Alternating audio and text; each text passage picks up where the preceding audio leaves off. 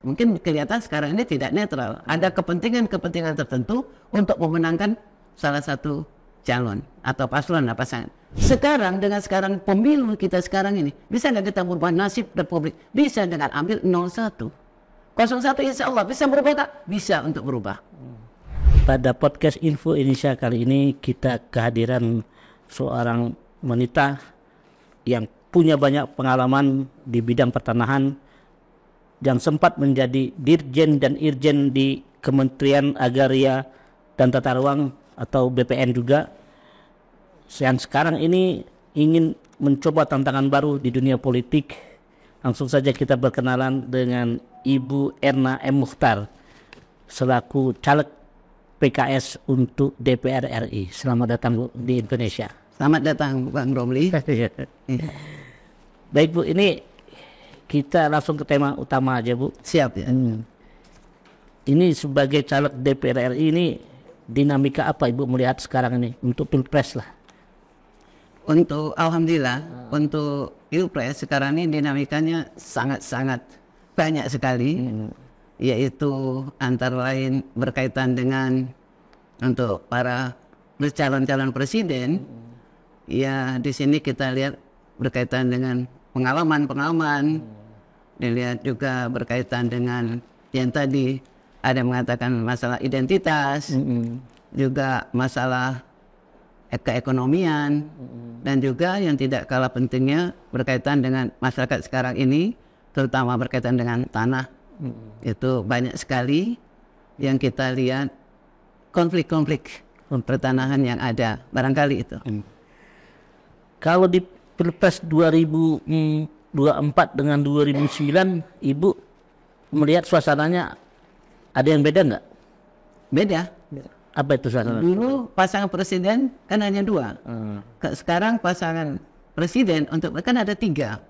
Jadi sehingga masyarakat atau rakyat Indonesia harus memilih dari ketiga calon pemimpin ini, nomor 1, nomor 2, nomor 3. Nah itu mungkin sesuai dengan hati nurani atau melihat dari kemampuan para caleg itu sendiri. Dalam arti kata dari ketiga calon ini mana yang terbaik untuk memimpin negeri kita ini. Dari ketiga itu pasti nomor 01 kan Bu? Iya, saya udah pasti 01. Ya. Apa yang membuat Ibu atau kader-kader PKS juga itu berketetapan hati untuk ke 01 itu? Siap. Untuk 01 kalau kita lihat dari kemampuan intelektual. Jadi kemampuan intelektual untuk 01 saya anggap luar biasa. Apalagi Pak Anies itu adalah mantan gubernur DKI. Pada saat beliau menjadi gubernur DKI, ada 5 poin yang saya lihat berhasil di DKI selaku gubernur. Yang pertama di pendidikan, yang kedua di bidang kesehatan, yang ketiga di bidang ketahanan pangan, yang keempat di bidang transportasi, dan juga tidak lepas atau dalam hal ini harmonisasi umat beragama. Di situ harmonisasi cukup luar biasa. Jadi orang mengatakan misalnya Pak Anies itu identitas dan sebagainya, itu tidak benar. Karena sejak waktu beliau menjabat jadi gubernur, harmonisasi antar umat beragama baik sekali. Jadi sama beliau menjadi gubernur. Nah, tapi kok politik identitas disebut-sebut terus Bu? Apa nggak ada isu lain gitu? Nah inilah barangkali ketidakpahaman atau kekurang pahaman. Masalah identitas, semua kita kan punya identitas. Saya punya identitas, Bang Romli punya identitas, yang lain pasti punya identitas. Nah identitas tidak mutlak harus beragama Islam, bukan. Identitas seorang adalah suatu jati diri bahwa beliau ini kalau kita lihat amanah, cerdas, ya, punya kemampuan yang luar biasa. Barangkali itu. Jadi identitas sebenarnya hanya untuk dijadikan isu politik saja. Padahal identitas itu baik, semua orang punya identitas, punya karakter, punya sifat. Mungkin itu Bang Romli. Kalau yang mendekati 01 siapa? 0 berapa yang ada? Iya. Kalau kita melihat dari kacamata atau dari kasat mata kita selaku kita masyarakat, 01 kan jelas. Yang jelas ya, yang mendekati 01 ya bisa 02, baru 03 misalnya. Tapi ini melihat dari segi ya mungkin masyarakat silakan berbeda-beda ya, tergantung hati nuraninya. Tetapi kita tetap dalam arti kata kita memilih seorang presiden, kita memilih pemimpin negara ini yang punya intelektual dan agama. Jadi istilahnya, wah itu agama Islam. Bukan berarti Islam tidak mengakomodasi agama-agama lain. Ya, amanah dan jelas. Identitasnya kita selalu bicara identitas secara karakter. Mungkin itu, Pak. Persaingan ini cukup ketat ya, dan kemungkinan presentasinya cukup nggak nyampe lah sampai 50%. Ya. Yakin di dua putaran atau satu putaran nanti? Kalau keinginan supaya biaya tidak terlalu mahal, tidak terbuang-buang, ya kita semuanya masyarakat berkeinginan barangkali itu hanya 1 kali putaran. Tetapi melihat dinamika sekarang ini tidak menutup kemungkinan 2 putaran, tidak menutup kemungkinan. Karena ini melihat dinamika yang ada di masyarakat. Jadi kalau prinsipnya satu kali putaran itu yang kita harapkan. Iya. Tetapi tidak menutup kemungkinan 2 kali putaran. Kalau 2 putaran pengennya lawan kosong berapa nih? Ya, kalau dia putaran sesuai dengan kemampuan yang ada, barangkali lawan yang kita agak mendekati, ya 03 yang agak mendekati. Ya itu mendekati kan ya, supaya orang pemilih-pemilih itu jelas. 01, 02, 03. Kalau ini ya 03 yang mendekati, mendekat istilahnya mendekat hampir sama tapi tidak sama. Ya barangkali. Kenapa kok nggak 02? Apa takut diajak debat? Itu tergantung dari penglihatan dari kacamata masing-masing ya. Kita tidak boleh terlalu jauh, tetapi dalam hal ini untuk mendekati menjadi pemimpin secara nasional 01 ya 03 yang lebih mendekati. Tapi kalau kami PKS konsen untuk 01. Kita berdoa 01 yang akan memimpin. Dari pandangan Ibu semuanya terlihat komit nggak? Kalau dari pandangan saya secara pribadi, kan ini tergantung masing-masing, tidak bisa. Kalau secara pribadi, yang komitmen, yang konsisten adalah 01. 01. Iya. Komitnya di mana? Komitmen 01 itu saya melihat pada saat beliau waktu menjadi wakil gubernur. Konsisten beliau. Jadi konsisten, komitmen, semua yang dia sampaikan pada saat kampanye untuk jadi gubernur itu dilaksanakan. Walaupun barangkali ada berapa yang belum terlaksana karena habis masa waktu. Tapi yang beliau lakukan itu betul-betul konsisten. Dan komit apa yang antara ucapan dengan program yang dibuat itu mendekati sama. Barangkali itu ya. Di Pilpres ini kan pandangan masyarakat beda-beda. Betul. Apa yang Ibu rasakan terhadap pandangan ini? Iyalah, pandangan masyarakat itu berbeda-beda, harapan masyarakat beda-beda. Jadi kalau kita lihat dalam hal ini sekarang ini, yaitu kita berkaitan jangan sampai pemilu ini ada kecurangan.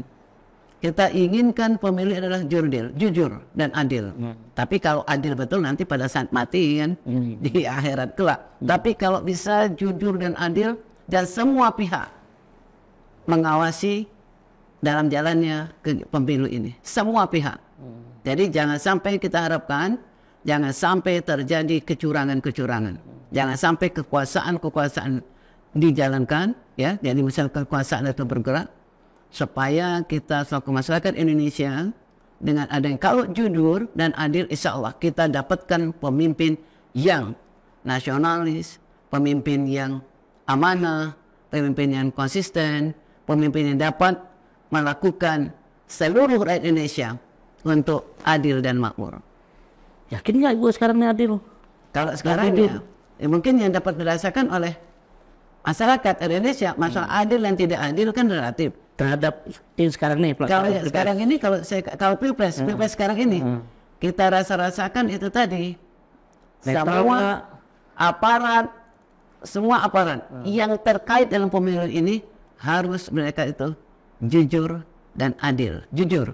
Tapi untuk dirasakan sekarang ini masalah adil dan tidak adil, ya kita lihatlah apakah adil atau tidak adil. Karena apa? Banyak sekali komen-komen di masyarakat kan, wah sekarang ini tidak adil, sekarang ini semua bergerak. Tapi kita lihat, insya Allah tangan-tangan Tuhan akan bermain dalam hal ini. Jadi kita tidak mengatakan bahwa ini jujur atau tidak, kita lihat saja, insya Allah tangan-tangan Allah akan bermain. Kita berdoa di sini. Netral nggak? Kalau masalah netral ya kita lihat netral nggak ya, mungkin kelihatan sekarang ini tidak netral. Ada kepentingan tertentu untuk memenangkan salah satu calon atau paslon apa pasangan. Ada, kita lihat semua masyarakat akan. Gimana bentuk kita netral pandangan? Ya ketidaknetralan banyak sekali. Ya kita lihat misalnya kan sudah dijelaskan, sudah diumumkan dan sebagainya. Kalau PNS netral, TNI netral dan sebagainya. Semua yang terkait di pemerintahan yang lagi berkuasa harus netral. Tapi kenyataan kita lihat kan, apakah tidak lihat masyarakat tahu sekarang ini info itu langsung masuk. Baik itu media medsos, baik itu kita lihat di lapang, kan itu bisa. Apakah netral atau tidak? Kalau saya katakan untuk sementara ini tidak ada kenetralan.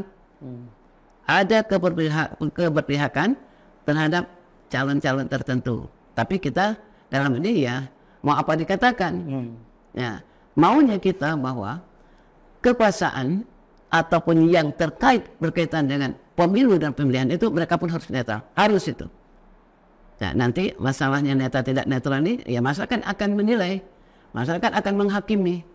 Karena dengan adanya netral, insya Allah kita akan menemukan seorang pemimpin yang betul-betul yang diharapkan bagi rakyat Indonesia dan bagi dunia. Barangkali itu Pak. Kalau pemimpin yang diharapkan mungkin 01. Iya 01. Tapi kalau yang diinginkan oleh penguasa? Ya terserah mau 02 atau 03. Ini saya tidak ini ya. Ya yang mana terserah, yang penting kami selaku kader PKS itu berharap sekali untuk 01 ini memimpin negeri kita yang tercinta ini. Nah ini kita balik ke sekarang pencalekan nih Ibu. Iya. Kalau saya lihat biodatanya ini, Ibu ini mantan dirjen ya. Iya. Dirjen apa Bu? Saya pernah menduduki selaku dirjen, yaitu Direktur Jenderal Pengendalian Pemanfaatan Ruang dan Penguasaan Tanah. Jadi ruang dan tanah. Dan setelah itu di Irjen juga. Iya. Inspektur. Iya. Kemudian diangkat yaitu juga selaku Inspektur Jenderal Kementerian Agraria Tata Ruang Badan Tanah Nasional. Ya alhamdulillah dari dirjen yaitu berkaitan dengan penguasaan tanah dan ruang. Ya, jadi 2 poin ini yang memang cukup sekarang ini diharapkan oleh rakyat kita, tanah dan ruang. Kalau Irjen tahun berapa? Irjen terakhir saya itu 2018 sampai 2019, 2018. Ya setelah itu saya lanjut selaku tenaga ahli menteri. Zamannya pada waktu itu menterinya masih Pak Sofyan Adjalil. Pada waktu itu selaku tenaga ahli menteri. Kemudian COVID dan arti kata stop, gabung dengan PKS. Ya. Sekarang menjadi caleg ya DPRI. Dapil Sumsel 1. Dapil Sumsel 1. Nomor urut 3. Nomor urut 3. Wilayah mana saja itu Bu? Wilayahnya itu Palembang, Banyuasin, Musi Banyuasin, Musi Rawas, Musi Rawas Utara, dan Lubuk Linggau. 6 daerah kabupaten kota. Luar biasa. Luar biasa Bu ya. Dan ini soal ini nih, pandangan Ibu soal tanah nih. Karena Ibu ahlinya sudah banyak berkecimpung di situ. Iya. Permasalahan tanah di Sumatera Selatan, Ibu melihatnya seperti apa? Ya. Masalah tanah itu cukup rumit dan kompleks. Ya. Kalau kita awali tanah, tanah itu kepentingan semua orang, semua. Tidak ada yang tidak membutuhkan tanah. Jadi kalau kita di dalam suatu agama kita, yaitu kita Islam, bahwa manusia itu terbuat dari tanah. Kita hidup di atas tanah, mati dikubur di dalam tanah. Intinya tanah itu memang sangat-sangat penting bagi kehidupan. Nah, kita lihat sekarang tanah yang dikatakan sangat penting bagi kehidupan manusia di muka bumi ini, tanah tidak berkembang, manusia berkembang. Jadi tanah tidak berkembang, manusia berkembang, sehingga kebutuhan akan tanah ini sangat banyak. Nah, inilah yang menimbulkan adanya perselisihan atau sengketa konflik perkara pertanahan. Dan apa? Semua orang ingin untuk tanah ini. Nah, sehingga muncullah yang namanya kepentingan beberapa pihak. Kepentingan, misalnya ada sengketa tanah antara masyarakat dengan badan hukum, masyarakat misalnya dengan pemerintahan, atau badan hukum dengan badan hukum, kompleks, termasuk juga konflik. Kalau konflik itu sekelompok masyarakat banyak, jadi sekelompok, beda dengan sengketa. Kalau sengketa misalnya Bang Romli dengan badan hukum, jadi tidak. Tapi kalau yang namanya konflik itu adalah masyarakat banyak, jadi sengketa konflik, jadi konflik pertanahan masyarakat. Hasil pengalaman dan kajian Ibu di Dirjen dan Irjen itu di Sumatera Selatan nih yang paling banyak masalah apa? Banyak Kasusnya banyak. Kasusnya di Sumsel ini berkaitan misalnya dengan kebun, itu kan badan hukum dengan perkebunan. Kemudian juga berkaitan dengan transmigrasi, bisa jadi transmigrasi kan. Kemudian berkaitan dengan hak-hak perorangan. Jadi ini banyak sekali, jadi kebun ataupun yang lain-lain.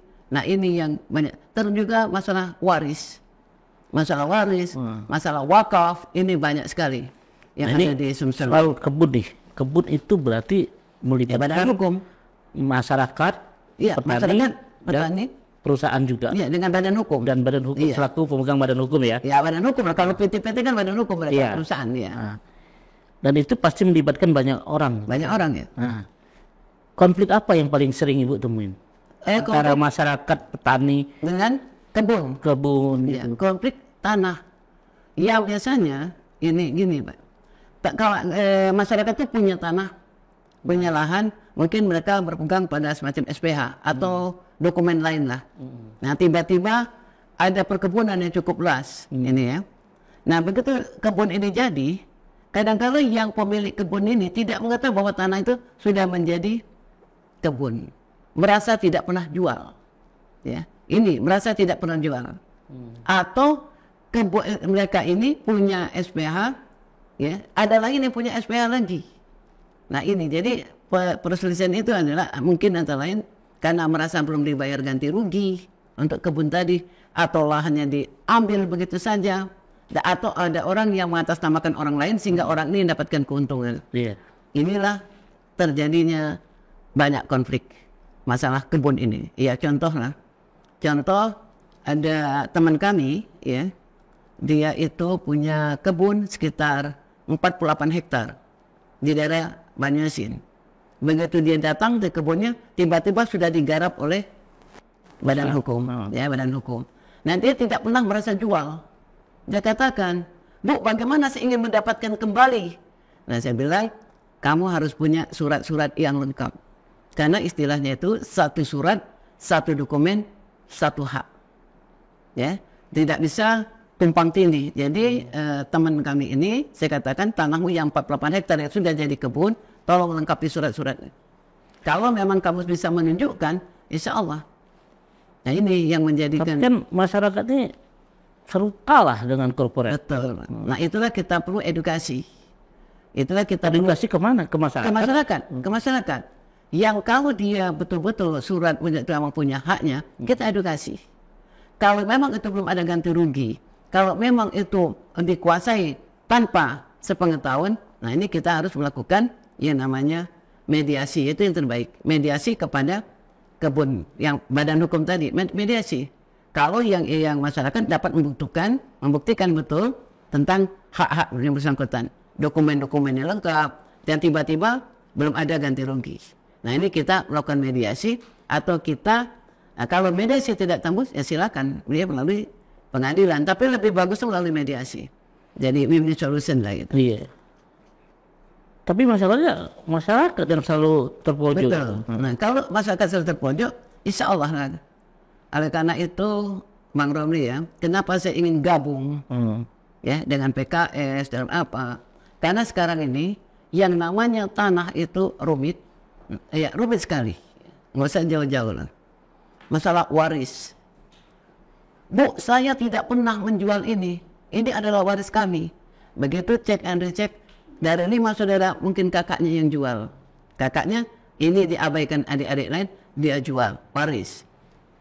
Atau wakaf, kami tidak pernah menjual tanah wakaf ini, Padahal tanah wakaf tidak bisa diperjualbelikan. Tanah wakaf sudah, kalau dia kita wakaf secara Islam, berarti kan sudah punya Allah. Iya. Ini ada juga yang jual. Kemudian ada ibu-ibu, ya maaf ngomong, lagi tidur dicap jempol karena anaknya misalnya kalah judi. Rumahnya hanya luas kecil, akhirnya diabaikan. Nah, inilah yang dikatakan untuk kita mengedukasi kepada orang-orang atau masyarakat. Yang pertama, kalau ada yang datang ujuk-ujuk, mana surat-surat kamu? Ini banyak yang di mafia ya. Nah, ini Bang Romli. Ada yang bertanya kemarin itu, Bu, apa bedanya calo spekulan dengan mafia tanah? Kalau calo tanah, dia itu misalnya Bang Romli jadi calo hanya untuk kepentingan mendapatkan keuntungan. Calo, misalnya kita untuk nonton artis yang datang, ada calo-calo jual kartus, itu calo untuk mendapatkan keuntungan secara pribadi. Kemudian ada spekulan. Spekulan ini misalnya Bang Romli beli tanah yang luas yang akan diperkirakan suatu saat itu akan berkembang. Ini jahat, ini spekulan ini. Ya, dia beli, begitu jual tanah mahal. Padahal pemerintah ingin berkembang untuk membangun, tapi dia karena sudah ini tadi dia jual, sehingga banyak jalan-jalan ataupun pembangunan pemerintah stop karena spekulan ini kan. Dia jual harga mahal. Nah, kemudian yang paling jahat adalah mafia tanah. Mafia tanah ini adalah sekelompok masyarakat oknum, kita bicara oknum, ya, ke oknum masyarakat, oknum penguasa ini kan bisa saja mulai dari tingkat RT, RW, lurah, desa, camat, atau bahkan dari BPN sendiri, atau yang lain-lain, pokoknya yang terkait dengan tanah, oknum. Kemudian juga oknum pengusaha, oknum APH, aparat penegak hukum. Ini biasanya mereka menjadi satu kesatuan, oknum. Nah, ini yang agak sulit diberantas, karena oknum tadi. Ada yang bertanya, Bu, bisa nggak diberantas? Bisa. Bisa dengan catatan, apabila mereka terutama mafia ini, itu dihukum jangan singkat-singkat. Kalau mereka tidak salah, ya dihukum sampai habis. Karena ini yang merugikan rakyat, merugikan masyarakat. Jadi ada 3 tingkatan ini. Yang paling bahaya tadi mafia. Mafia tanah. Mafia tanah. Spekulan tanah juga bahaya. Kalau spekulan biasanya untuk kita pembangunan. Iya. Nah, misalnya kalau mafia tanah kan rata-rata ini masyarakat banyak kan. Betul. Nah, mafia tanah itu. Ini harus betul-betul aparat penegak hukum harus betul-betul menindak yang bersangkutan. Nah, ini tadi karena oknum-oknum tadi. Di Sumatera Selatan banyak itu, pengaduan banyak. Banyak ya. Iya, setiap saya datang ke suatu tempat, misalnya karena tahu saya berlatar belakang selaku inspektur jenderal, selaku dirjen, itu banyak yang bertanya, banyak sekali yang bertanya. Larinya kemana? Ke perkebunan, perorangan? Macam-macam. Tidak hanya perorangan, tidak hanya perkebunan. Sebagai salah satu contoh, ada datang ke saya ibu-ibu, Bu, saya beli perumahan di perumahan, ya, dia suatu di pengembang properti, sudah lunas, Bu. Saya tanya, mana sertifikatnya? Nanti tiba-tiba sertifikatnya oleh si pengembang digadekan ke bank, tapi bukan bank pemerintah, bank swasta. Bu, bagaimana, Bu? Saya sudah bayar lunas. Kami takut ini nanti kami disita. Padahal dia tidak pernah menggadaikan. Nah, ini. Jadi dia solusinya bagaimana? Saya cek. Solusinya blokir dulu. Tapi Bu, sertifikat saya tidak ada. Laporkan. Itu sudah pidana itu.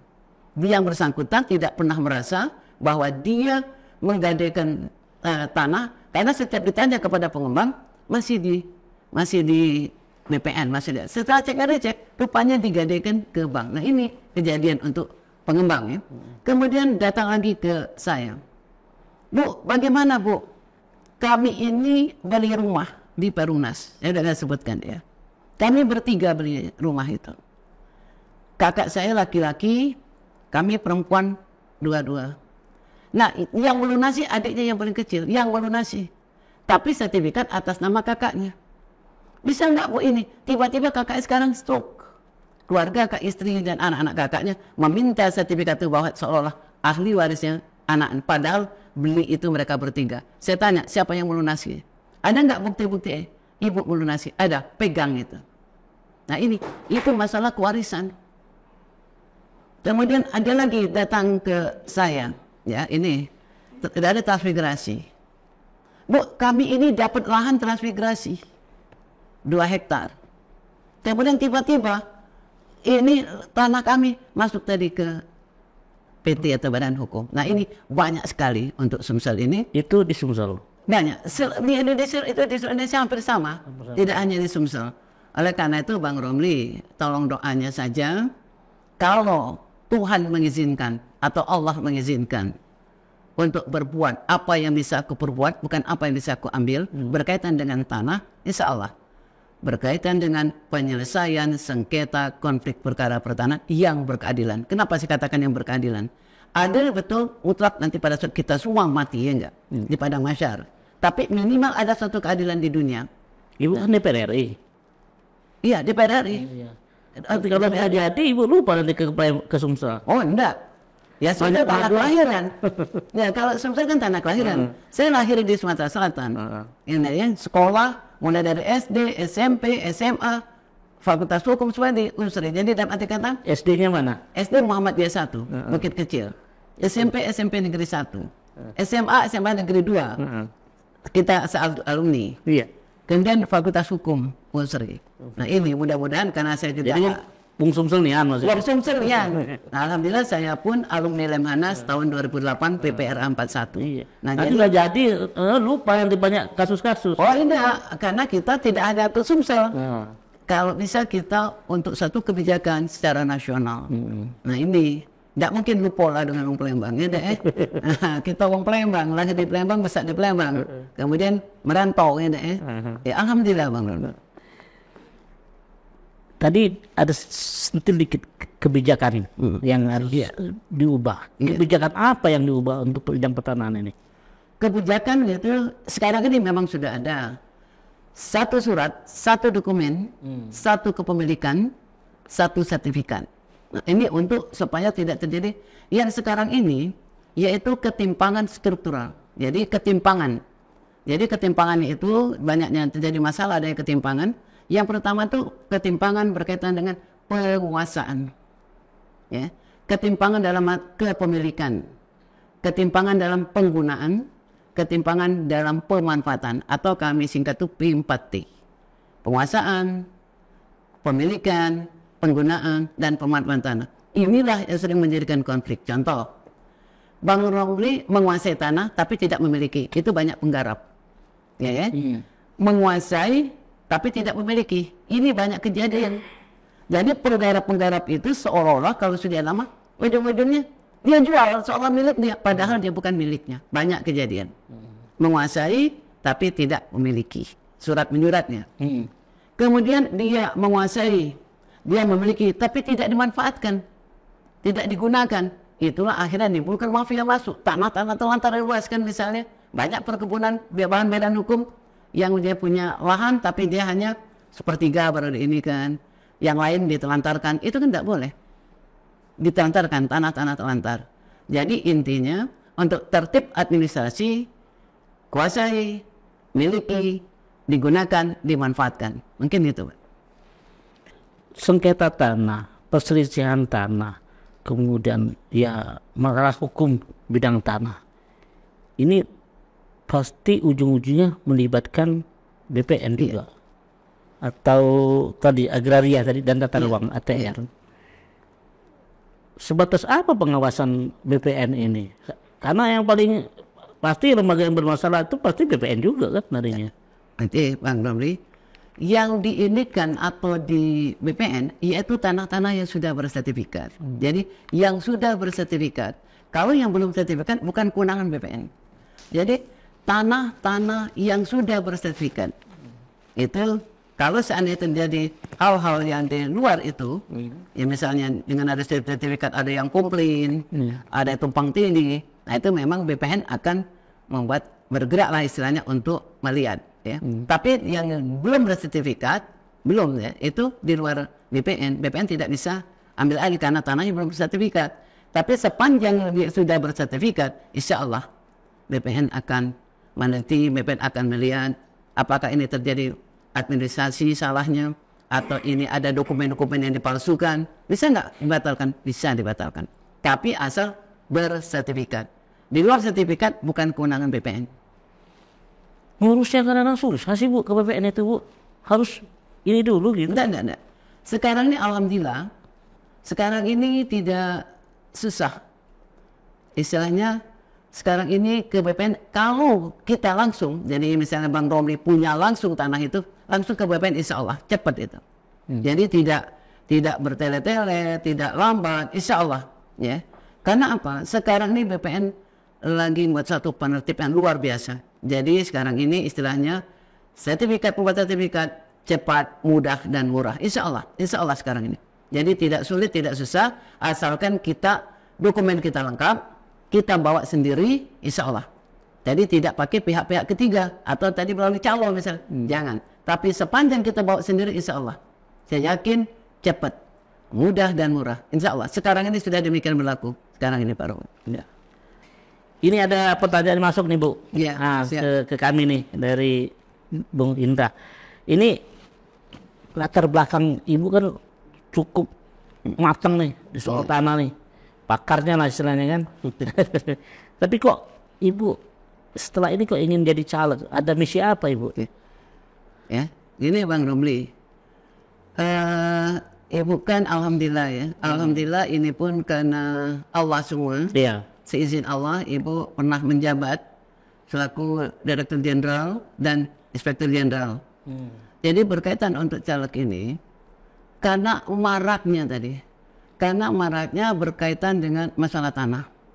Contoh, ada seorang ibu diusir oleh anaknya, masalah tanah. Karena pada waktu itu anaknya orang tuanya pernah menghibahkan, tapi karena anak ini butuh uang, jadi rumah yang tadi kalau saya meninggal rumah ini untuk kamu. Tapi karena ini dibuat di dalam akte hibah, jadi si anak merasa seolah-olah sudah memiliki. Karena dia ini ada sesuatu dan lain hal, dia mau jual rumah ini. Ibunya kan diusir. Padahal kan tidak boleh demikian kan. Hibah menghibah, walaupun itu terjadi antara seorang ibu dan anak, tapi sepanjang ibu itu mengatakan, kalau nanti saya meninggal. Tapi si anak mengatakan, ini sudah punya. Ini, ya saya lihat itu. Kemudian seorang ibu yang tadi saya sampaikan, kadang-kadang hanya cap jempol. Ya. Kalah di pengadilan, cap jempol. Dia katakan, saya tidak pernah jual sampai nangis.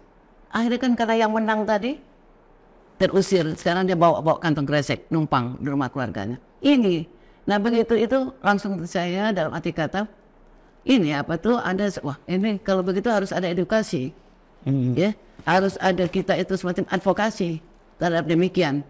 Nah intinya saya siap bergabung dengan PKS untuk umat. Ya. Kalau pikir-pikir saya sudah dirjen. Bukan berarti kita untuk apa sekadar bukan untuk sekadar kita cari makan atau tidak. Insya Allah ya. Anak saya 2 orang. Ya, anak saya 2 orang dokter dua-duanya. Kemudian suami saya juga pensiunan dari tenaga kerja Depnaker. Nah, dalam hal ini bukan berarti kita untuk bagaimana ilmu yang ada, karena 3 perkara dan kalau kita untuk mati nanti.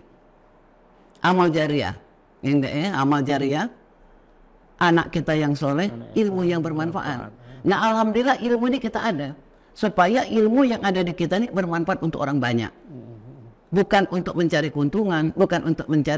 Bagaimana ilmu yang ada ini, insya Allah nantinya pada saat kita mati nanti, itu menjadikan ilmu yang bermanfaat, amal jariah, anak dan soleh-soleha. Itu barangkali kenapa sih ingin gabung, bukan berarti kita untuk mencari suatu lapangan kerja, bukan. Ilmu yang ada ini untuk memberikan edukasi atau advokasi bagi masyarakat kecil yang masalah sulit untuk menghadapi masalah tanah. Bukan berarti kita paling hebat sedunia, bukan. Oleh karena itu visi saya nantinya adalah penyelesaian sengketa konflik perkara tanah yang berkeadilan. Oke itu. Nah ini kan secara keilmuan Ibu cukup matang nih untuk tanah. Iya. Masukan apa yang untuk ATR BPN sekarang terkait banyaknya konflik-konflik yang masih terus berlangsung saat ini? Apa sih sebenarnya yang perlu diperbaikin? Yang barangkali yang perlu diperbaiki adalah yang pertama menyangkut SDM lah ya. SDM juga harus adanya koordinasi atau bukan kerjasama ya, koordinasi dengan APH, aparat penegak hukum. Itu Jadi walaupun barangkali sekarang ini sudah ada koordinasi, tapi begitu di lapangan kadang-kadang tidak klop. Nggak klop, betul. Ya, itu kadang-kadang tidak klop. Jadi SDM-nya kita tingkatkan, koordinasi dengan APH, para bukan yang kita, kalau kerjasama, oknum nanti koordinasi. Kemudian dalam hal ini melihat fakta yang sebenarnya. Ya, kalau melihat fakta yang sebenarnya, cek lapang yang betul-betul, sehingga nanti keputusan yang diambil adalah keputusan yang mendekati benar. Kalau benar sendiri kita nggak ini ya, karena manusia ya. Jadi manusia pun banyak hilaf dan salah, mendekati benar. Nah itu yang kita harapkan nantinya, sehingga hasil daripada kajian-kajian dalam menyelesaikan sengketa itu adalah adil. Iya. Nah terkait SDM ini tadi kata Ibu untuk pengurusan tanah di BPN itu mudah. Sekarang mudah. Mudah, murah, cepat. Iya, mudah cepat ya. Tapi fakta di lapangan, masyarakat itu agak susah untuk memproses tanah itu. Fakta di lapangannya seperti ini. Enggak, Pak. Barangkali gini, Pak Romli. Itu harusnya, kalau seandainya surat menyurat itu lengkap, insya Allah. Ya. Kalau surat menyurat lengkap ya, jadi jangan sampai kita itu surat menyurat tidak lengkap. Surat menyuratnya lengkap, insya Allah. Nah, kadang-kala di kita surat menyurat itu tidak lengkap atau melalui pihak ketiga. Seolah kalau pihak ketiga itu ya, misalnya kata, wah ini kurang ini. Nah, jadi lebih baik untuk ke BPN itu kita yang betul-betul kita yang punya tanah. Bang Romli punya tanah, surat menyurat lengkap. Bawa ke BPN insya Allah. Jadi dengan catatan tidak pakai pihak ketiga, surat-surat itu lengkap insya Allah. Terus ini satu lagi nih soal tadi perselisihan antara badan hukum yang dalam hal ini mungkin banyak kita perkebunan itu kan dengan petani, pekebun lah. Perkebunan tani. Ya perkebunan tani itu kan. Nah itu terobosan apa yang Ibu akan berikan untuk penyelesaiannya ini? Oke. Sekarang ini untuk di BPN sendiri sudah ada yang namanya berkaitan dengan reforma agraria untuk tani jadi di BPN itu adalah untuk eks tanah telantar ya, eks tanah telantar atau kebun yang tidak dikelola yang tadi dikatakan misalnya hanya baru kelola 23 sisa tanah telantar, ini biasanya diprogramkan untuk petani. Diprogram untuk petani. Ya, ini untuk petani supaya mereka punya suatu tanah untuk berkebun atau bertani. Ya. Kalau terjadi perselisihan antara kebun dengan tani, jadi antara badan hukum dengan petani, kita ini masalah petani ya. Nah di sini yang pertama kita melihat dulu berkas-berkas apa yang ada di petani ini. Kemudian berkas-berkas apa ada di badan hukum ini. Memang kekeliruan zaman dulu adalah untuk kebun itu ada kata-kata istilahnya SK bersyarat. SK bersyarat. Jadi walaupun mereka itu belum melakukan pembebasan, ada SK bersyarat. Jadi yang dikatakan izin lokasi itu bukan bukti hak. Izin lokasi adalah izin dia untuk melakukan satu kegiatan. Izin lokasi. Nah izin lokasi ini dia harus istilahnya kalau yang harus dibayar, misalnya punya tanahnya masyarakat itu harus diganti rugi atau masyarakat ikut di dalam badan hukum sendiri untuk pemegang saham misalnya. Itu barangkali dan penyelesaiannya yang lebih baik itu adalah melakukan mediasi. Kalau surat petani kita lengkap ya, melakukan mediasi atau dia kalau tidak juga dia lengkap dikuasai ya pengadilan. Tapi pengadilan cukup mahal. Lebih baik melakukan mediasi. Sepanjang suratnya lengkap dan itu sudah terjadi sudah jadi kebun. Atau nanti dia diikutkan dalam saham itu misalnya. Bisa itu lebih bagus. Jadi seluruh kegiatan sengketa atau konflik pertanahan ini yang lebih bagus dan lebih adil, nah, kita mencari adil yaitu melalui mediasi. Jadi win-win solution. Yang barangkali itu bang. Berarti kalau 01 jadi, ya insya Allah 01 jadi masalah tanah ini bisa diselesaikan tadi. Kalau kita hati nurani kita satu hukum, jadi tidak banyak hukum ya. Nah begini, memang di dalam UPA itu.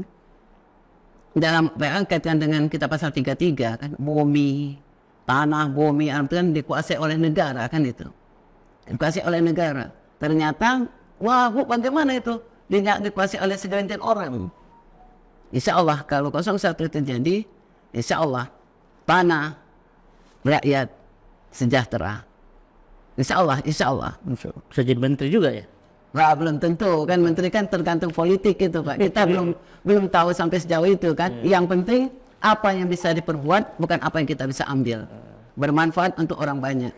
Ya kalau lihat dari pengalaman dan jabatan ini layak.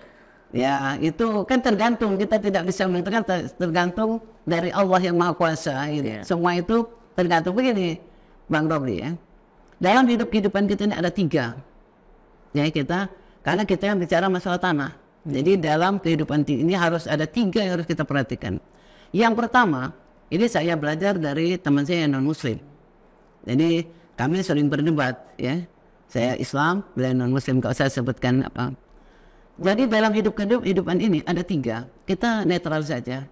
Yang pertama, ada sesuatu yang mau tidak mau harus kita terima. Ada sesuatu yang mau tidak mau harus kita ubah. Ada sesuatu yang mau tidak mau harus kita tolak. Dikaitkan dengan sekarang kondisi pemilu, kita kaitkan dengan kondisi pemilu, dan sama dengan tanah tadi, manusia terbuat dari tanah, hidup di atas tanah, mati di dalam tanah. Ada sesuatu yang mau tidak mau harus kita terima, apa itu? Takdir. Hari ini Erna M. Muhtar, M itu sebenarnya nama saya lengkap itu Erna Muhniarti Muhtar, karena di KTP itu harus pilih Muhniartinya atau Muhtarnya. Jadi akhirnya karena zuriat saya Muhtar, orang tua adalah Muhtar, jadi akhirnya saya Erna M. Muhtar. Takdir pada hari ini ketemu dengan teman-teman dari Info Indonesia. Kita bisa wawancara teman-teman di sini, itu yang dikatakan takdir. Yang dikatakan dengan pertanyaan tadi, bagaimana nanti adalah takdir yang menentukan, kan itu ya. Yang kedua, ada sesuatu yang mau tidak harus kita ubah. Apa itu? Nasib. Sekarang dengan pemilu kita sekarang ini, bisa nggak kita merubah nasib Republik? Bisa dengan ambil 01. 01 insya Allah bisa berubah tak? Bisa untuk berubah. Yang ketiga, ada sesuatu yang harus kita tolak. Apa itu? Apabila engkau jual, aku beli, masalah suara. Jadi kita tidak sebutkan ya mau paslon mana, tapi apabila paslon atau caleg sudah berbuat, aku jual, engkau beli, ini yang kita haramkan. Dalam arti kata, baik dalam peraturan undang-undangan, engkau jual, aku beli, inilah yang bikin sengsara Republik kita. Sehingga munculnya koruptor karena apa? Engkau jual, aku beli. Nah 3 ini. Terima, ubah, tolak. Ini kita tolak. Engkau jual, aku beli. Tolak kita. Karena apa? Disinilah muncul koruptor. Kenapa? Untuk caleg tidak mungkin dia keluar dari uang sendiri. Ada untuk mengembalikan. Lah saya akan kembalikan uang saya karena sudah habis sekian. Mulai dia berpikir untuk korupsi. Nah ini harus kita tolak. Tetapi apabila kita hindarkan engkau jual, aku beli, insya Allah amanah, aman, insya Allah sejahtera, adil untuk Republik maupun untuk caleg di parlemen nanti. Jangan sampai terjadi engkau jual, aku beli. Tolak itu. Jadi terima takdir, ubah nasib, tolak yang engkau jual, aku beli, sehingga kita kalau pakai itu, negara kita akan hancur. Korupsi, koruptor akan merajalela. Mungkin itu. Baik, bisa disampaikan untuk pemirsa Info Indonesia. Terima kasih kepada semua teman-teman dari Info Indonesia, terutama Abang Romli. Alhamdulillah pada hari ini kita berkomunikasi, kita berdiskusi berkaitan dengan akan terjadinya pemilu 2024, di mana di situ pemilihan pilpres para caleg ya. Untuk itu mudah-mudahan di sini adanya kejujuran, amanah dan adil, tidak ada kata-kata, tidak ada yang bergerak untuk engkau jual, aku beli. Mudah-mudahan tidak ada yang engkau jual, aku beli. Ini Allah akan memberikan manfaat untuk Republik Indonesia. Mudah-mudahan kita dengan menangnya 01 dan saya caleg PKS DPR RI Dapil Sumsel 1 nomor urut 3 Erna M. Muhtar, mudah-mudahan terpilih nantinya untuk membawa amanah suatu kebijakan berkaitan dengan tanah. Demikian, terima kasih Bang. Mudah-mudahan kita diberikan kekuatan, kesehatan, keimanan. Ini yang 3 pokok ini menjadikan kita seperti sekarang ini. Terima kasih. Wassalamualaikum warahmatullahi wabarakatuh. Baik, kami akhiri ucapan dengan Terima kasih.